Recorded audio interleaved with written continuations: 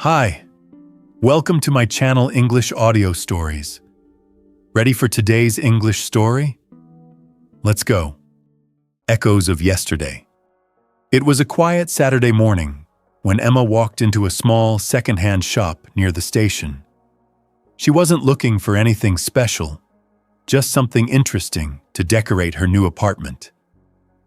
The shop smelled of old wood and dust, filled with books, clocks, and forgotten things from other lives.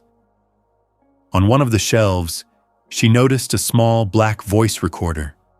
It looked old, maybe from the early 2000s, with a few scratches on the metal body. The label said, "Works perfectly, €5." Emma smiled. Why not? She thought. She imagined using it to record ideas or stories for her art classes. When she returned home, she placed the recorder on her desk and pressed play, just to check if it worked. A man's voice came out, calm, deep, and clear. Today is March 14th. The rain hasn't stopped for 3 days, but tomorrow the sun will return and something will change. Emma frowned. The voice sounded strange, almost personal. She checked the recorder again. No date, no name, just another file and another message. The second recording said, "Tomorrow at exactly 9:17 a.m., the glass in your kitchen will fall and break." Emma froze. She looked around her small kitchen, half smiling, half nervous. It was just an old device, she told herself. But still, she couldn't stop glancing at the clock. The next morning, Emma woke up earlier than usual. The words from the recording still echoed in her mind. "Tomorrow at exactly 9:17 a.m., the glass in your kitchen will fall and break." She made coffee and tried to ignore the thought. It was just a coincidence, she told herself. Maybe someone had used the recorder to make a joke, or maybe it belonged to a writer. Still, she kept looking at the digital clock on the microwave. 9:10, 9:12, 9:15. She leaned on the counter, holding her cup. At 9:17, nothing happened. Emma smiled nervously. "See? Just nonsense," she whispered. But 1 second later, a gust of wind came through the open window. It hit the curtain, which brushed against the shelf.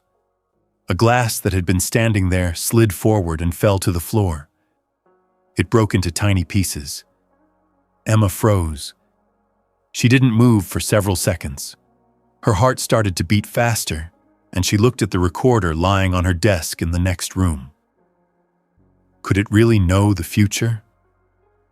She picked it up again, her hands trembling slightly. There was another audio file she hadn't played before. She hesitated, then pressed play. The same man's voice spoke again. March 15th. You heard the sound of glass this morning. Don't be afraid. This is only the beginning. Emma dropped the recorder onto the desk. The voice had mentioned today. But how? Emma couldn't stop thinking about the recordings. She played them again and again, searching for any detail, a background noise, a name, something that would explain it. But the voice was always calm and clear, like a person speaking directly to her. That afternoon, she took the recorder to her friend Daniel, who worked as a sound technician at the local radio station. He laughed when she told him the story. "You really think it predicts the future?" he asked. "I don't know," Emma said quietly. "But listen." She played the message about the glass. Daniel's smile slowly faded. "That's strange," he admitted. "There's no sign of editing. No background sounds, no distortion. Whoever recorded this knew what would happen, or was very lucky." He connected the recorder to his computer and checked the file data. "The weird thing is," he said after a moment, "there's no creation date. The file looks like it was made yesterday, But the metadata says the recorder hasn't been used in years. Emma frowned. So someone recorded it? Before it happened? Daniel nodded slowly. Or after, he said, half joking. Maybe it's a message from tomorrow. Emma laughed nervously, but the joke didn't make her feel better. When she got home that evening, the recorder was still on her desk. A new file had appeared, one she hadn't seen before. Its name was March 16th, Don't Go Out. Emma stared at the small screen of the recorder. The new file's name, March 16th, Don't Go Out, made her uneasy. She pressed play. The familiar man's voice began to speak, calm but urgent. Emma, don't leave your apartment today. Stay inside. Trust me. Her blood ran cold. It was the first time he had said her name. How could he know it? She hadn't told anyone about the recorder except Daniel. Maybe he was joking, trying to scare her. But there was something sincere in the voice, something that made her hesitate. She walked to the window. The sky was bright, the street full of people, children laughing, buses passing by. Nothing looked dangerous. Still, a quiet fear kept her from opening the door. Around noon, Daniel called. Hey, want to grab a coffee? There's a new cafe downtown. Not today, she said softly. I think I'll stay home. All right. Tomorrow then. Hours passed slowly. At 3 p.m., distant sirens broke the silence. Emma stepped onto the balcony. Down the street, near the cafe, an ambulance was parked, lights flashing. People were gathered outside. She called Daniel, but there was no answer. A few minutes later, her phone buzzed. A message from an unknown number.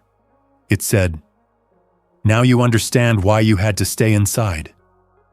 Emma didn't sleep that night. The message kept replaying in her head. Now you understand why you had to stay inside. She wanted answers, not fear, not mystery. So the next morning, she went to Daniel's apartment. But when the door opened, it wasn't him. A woman stood there, her eyes red. "You're Emma, right?" she asked quietly. "Daniel. He didn't make it. There was an accident yesterday at the cafe." Emma's legs went weak. She thanked the woman and walked away, her mind spinning. That same voice had tried to save her, but not him. Why? Back home, she turned on the recorder again. One last file had appeared. Its name was simply Goodbye. The man's voice spoke softly. "Emma, if you're hearing this, then my task is done. I once used this recorder too, years ago. It warned me, saved me. I never understood how, only that it connects to those who listen. Now it's your turn to decide. Keep it or pass it on." The recording ended. The silence felt heavier than ever. Emma stared at the recorder for a long time. Then she opened her window and looked at the street below. People walking, talking, living their ordinary lives. Finally, she placed the recorder back in its box, wrote on a small note, "It works perfectly, €5, and left it outside the same second-hand shop. As she walked away, the shop bell rang, and someone else stepped inside. "Great job. You finished the story. Keep listening, keep learning, and don't forget to like and subscribe. See you next time."